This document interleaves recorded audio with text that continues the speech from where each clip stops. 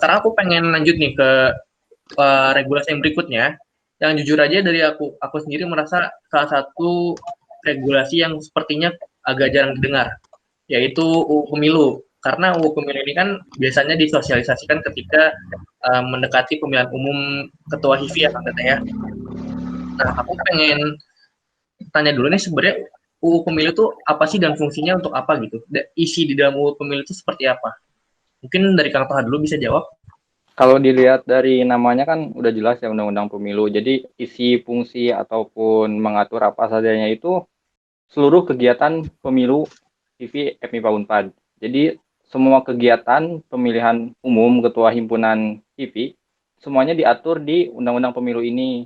Baik itu dari KPU-nya, syarat ketua himpunannya, syarat cakahim maksudnya, syarat cakahimnya, dan juga pengawasnya siapa aja. Itu ada di Undang-Undang Pemilu ini. Intinya pedoman untuk melaksanakan pemilu di HIVI.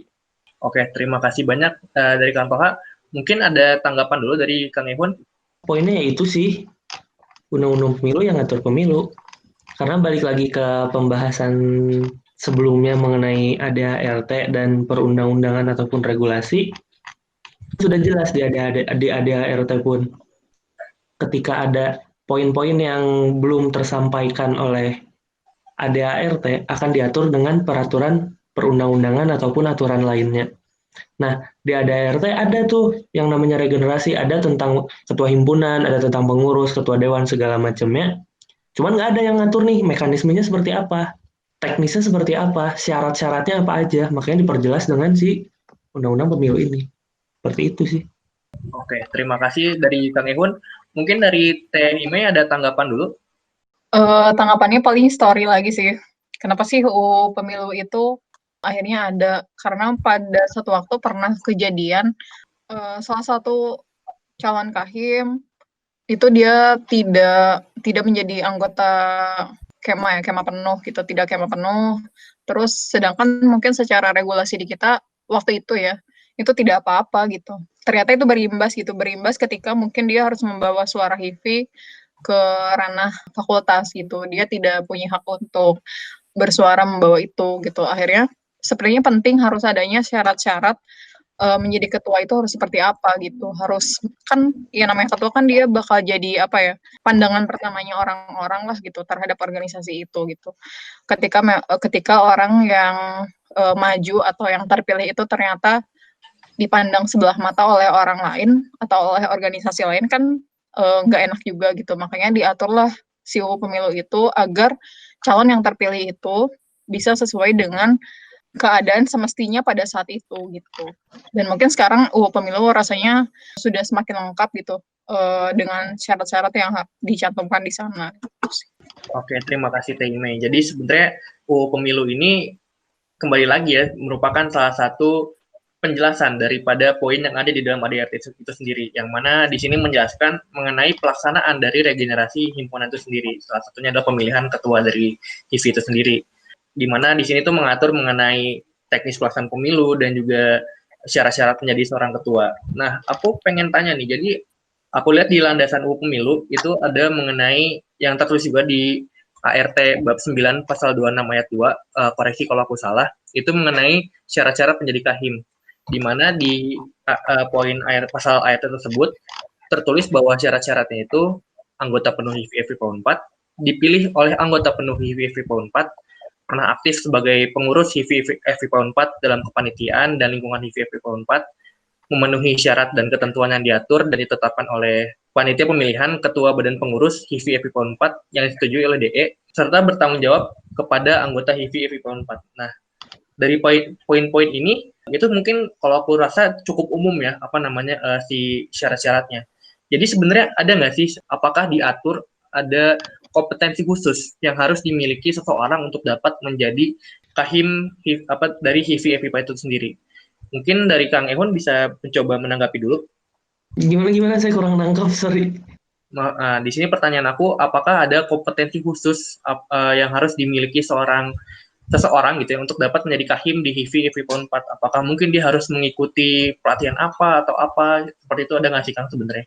Sebenarnya kalau buat aturan secara regulasi ya cukup gitu. Ketika diminta itu ya siapapun apa ya, dulu tuh ada dari bakal calon. Kalian untuk mengajukan diri sebagai kahim butuh syarat-syarat yang tertera di situ untuk kebutuhan berkas lah. Nanti kan masalah kompetensi khusus kayak misalnya apakah dia orangnya ternyata seorang yang bisa dipercaya dan segala macam kan itu akhirnya akan terlihat di masa kampanye. Terus juga di track record dia sebelumnya seperti apa, kepercayaan orang-orang terhadap dia. Makanya hal-hal spesifik lain ya menurut saya itu udah jadi bawaan bawaan personal calon yang akan mengajukan dan nantinya yang terpilih adalah yang terbaik buat HIVI gitu sih. Oke, terima kasih banyak Kang Hyun atas tanggapannya. Mungkin dari Kang Toha ingin menanggapi dulu. Sepakat sih sebenarnya. Kalau kemampuan kayak skill khusus yang dimiliki seorang kahim tuh sebenarnya nggak perlu dimasukkan ke regulasi. Soalnya itu tuh menjadi ciri khas ataupun identitas kahim itu sendiri. Nah, untuk melihatnya itu ya tadi di masa kampanye tertutup dan kampanye terbuka itu untuk melihat kemampuan apa yang dia punya untuk dibawa nanti untuk menjadi seorang kahim seperti itu. Oke, terima kasih Kang Toha. Mungkin tidak jauh berbeda dengan dari Kang Ehun ya Kang Toha ya. Oke, mungkin dari Teh Ime ada tanggapan lain Teh? Mungkin ya memang sih kalau kompetensi kahim akan dicantumkan di regulasi gitu. Pada akhirnya ya itu tadi sih, kahim yang terpilih itu adalah sudut pandang anggota himpunan yang mungkin mengikuti kampanye itu melihat bahwa orang ini memang bisa membawa HIVI lebih baik dan sesuai dengan pada zaman itu gitu.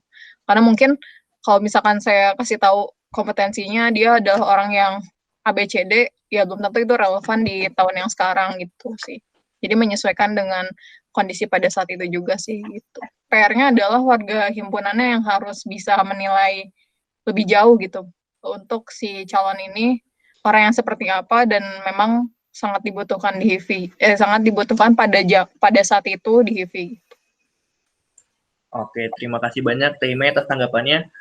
Jadi sebenarnya pemilu itu untuk menjadi seorang ketua himpunan itu secara umumnya sudah jelas ya Kang Teteh di ADART tertulis untuk bagaimana kita kompetensi dari seorang calon pemimpin tersebut menjadi kahim di HIVI itu bagaimana para warhim menilainya ketika masa kampanye dan juga mungkin keberjaan track record dari calon kahim tersebut sebelum masa kampanye dan sebelum dia mencalonkan ya Kang Teteh ya. Oke, terima kasih banyak atas tanggapannya.